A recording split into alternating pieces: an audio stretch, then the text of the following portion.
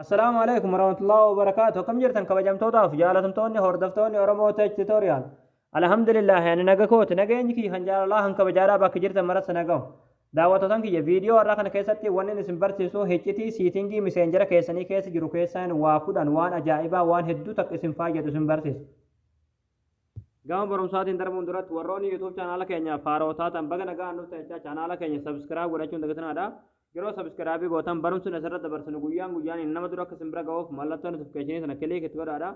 Achi booda all ka jettoon irra kaayadhaadha. Barumsi keenya isinitti tolee isin gammachiise viidiyoo keenya like gootanii nu jajjabeessuun dagatinadha. Barumsaan garaadhaa isin darbee YouTube channel keenya jala seenaadha. Viidiyoo baay'eetu jira irraa baradhaadha. Waan isin dhibee gaafii isinitti ta'ee komentii jalatti nu barreessaadha. Egaa gammanumaan hanga barumsaa isin dabarsaa hanga xumura viidiyoo keetti obsaan afaana turaan hordofaa isiniin jira.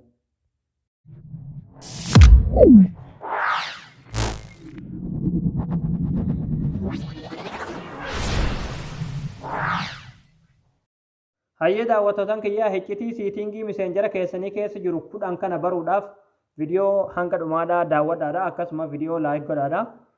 Viidiyoo kana hanga dhumatti yoo daawwatan jechuudha hiccitii siitingii miseenjara keessanii keessa jiru kana keessa waa hedduudha bartan jechuudha waa hedduudha fayyadamtanii kanaafuu viidiyoo hanga dhumaadhaa daawwadhaadhaan isiniin jira. Okay, miseenjara keessanii galtanii yeroo haala kanaa miseenjara keessanii galtan as profaayilii keessanii irratti kilikni gootanii achi booda haala kanaa siitingii miseenjaraa kun hundinuu tarraa'ee isiniif baay'ee jechuudha.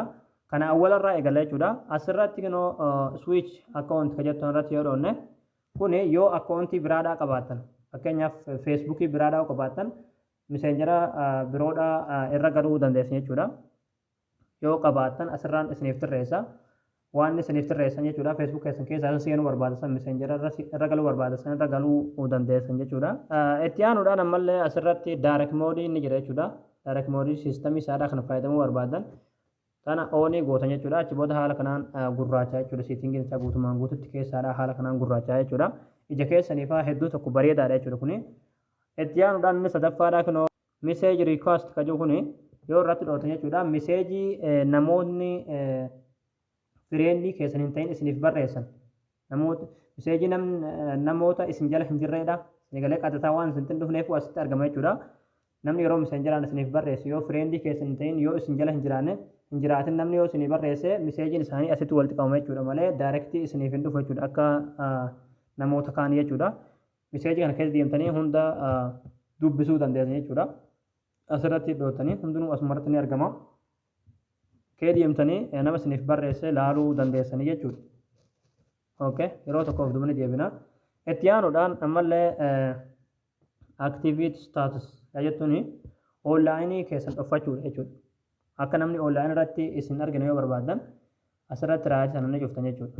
Haala kanaan tarnee of gootanii ofirraa cuftanii jechuudha. Haala kanaan namni gonkumaayyuu onlaayinii feesbuuk keessan irratti isin argu jechuudha. Yookiin onlaayinii meseenjara irratti jechuudha.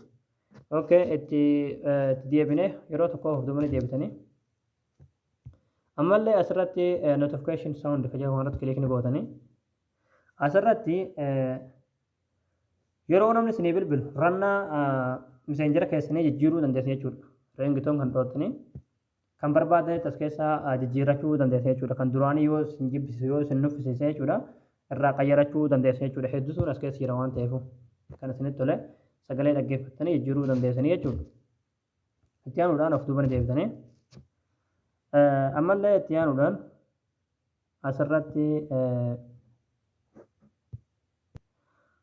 private ka jedhamu kilik yoo goone asirratti namoota buluka gootan asumaan buluka irraa hiikuu dandeessan jechuudha. Block accounts ka jedhamu kilik gootanii nama buluka gootan irra deemtanii irraa hiikuu dandeessanii jechuudha. Ammallee miseenjara keessan keessa namni yoo jiraate arguu beekuu dandeessan jechuudha. Asirratti kunoo logins yoo dhootanii yoo namni miseenjara keessan isinii waliif fayyadamu jiraate bilbili biroodhaa yoo jiraate as keessa beekuu dandeessan jechuudha. Isinii galee yoo bilbili biroodhaa jiraate immoo keessaa baasuu dandeessan jechuudha. Itti aanuudhaan yeroo tokkoof dubni deebitanii ammallee waan faayidaa qabu keessa asirratti phone contacts ka jettuun irra kilikoo gootan asirratti kunoo upload contacts ka jettuun yeroo irratti kilikoo goone cuuf jechaa jira kiyya oon irra jira jechuudha.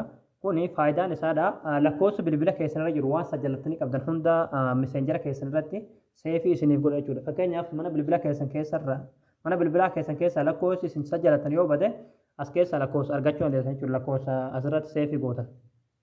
Lakkoofsi jalaa baasan miseenjara keessan keessa argachuu dandeessan jechuudha. Ni galee. Amma fakkeenyaaf manage contact ka jedhu oodhoonne tartiibaan lakkoofsa bilbilarraa asirratti upload godhinaa fida jechuudha. Ni galee. Kan akkuma asirratti argaa jirtan jechuudha. Haala kanaan lakkoofsa delete isin jalaa ta'e salphumatti miseenjara keessan keessa argachuu dandeessan jechuudha. Yoo tuni on irra jiraate jechuudha. Tuni garuu onii ta'uu qabdi jechuudha. Upload contact ka jettuun jalatti onii ta'uu qabdi. Yoo ofii taate onii godhaa jechuudha. Akka inni ishii walitti isiniif qabdu jechuudha. Itti aanuudhaan asirratti photo in the media ka jedhu jira. Irratti kilikni gootanii.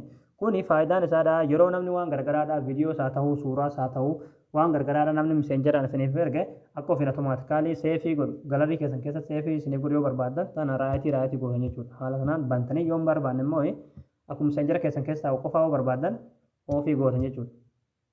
Yoo garuu akka galarii keessan keessatti isiniif bu'u yeroo hunda yeroo namni waa isiniif erga barbaaddan onii gootan haala kana. Kun faayidaan isaa kana.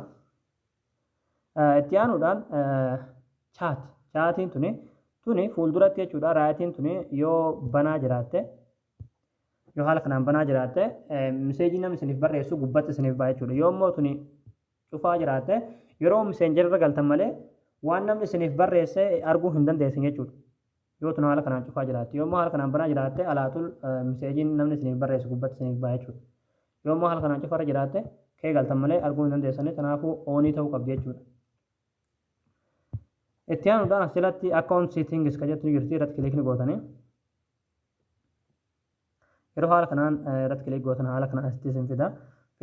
Feesbuukii keessan keessa akkasuma messengerii keessan keessa namni biroodhaa yoo jiraate asumaan beekuu dandeessan jechuudha. Asirratti kunoo security in the login ka jedhu irratti kilik gootan salphumatti feesbuuk keessan keessa nama jiru namni isin waliin fayyadamutti jiru beekuu dandeessan jechuudha. Haala kanaan akkuma asirratti argaa jirtan maqaa bilbilaa isiniif baasa jechuudha. Asirratti kunoo Samsung Galaxy Tineen tulaati. Samsung Galaxy S10 Plus jira jechuudha. Feesbuukii keessa kun bilbiluma kiyya jechuudha. Bilbilli biroodhaa bilbilli isin hin biyyenne maqaan bilbila isin biyyenne yoo jiraate namni isin waliin fayyadamutti irratti cufuu qabdu dandeessanii jechuudha. Isin galee. Egaa daawwattoota kiyyaa isin galee jeetan abdii qabaa heccitiin kudhannan siitingii miseenjara keessanii keessa jiru waan isin fayyadu keessaa waan tokko hanga tokko isin barsiisatan jira jechuudha. Barumsa keenya haaraadhaa asirratti raawwataa barumsa babbareedaa akka irraadhaa kan argachuudhaaf chaanaala keenyaaf haaraa taatan sabskiraayib gootanii maatii keenya ta'uu dandeessinaadha. Akkasumas viidiyoo keenya namni baay'een argee kan raafatu laayik sheer godhaadhaa barumsa birootiin walitti deebinutti waan hordoftaniif galatooma.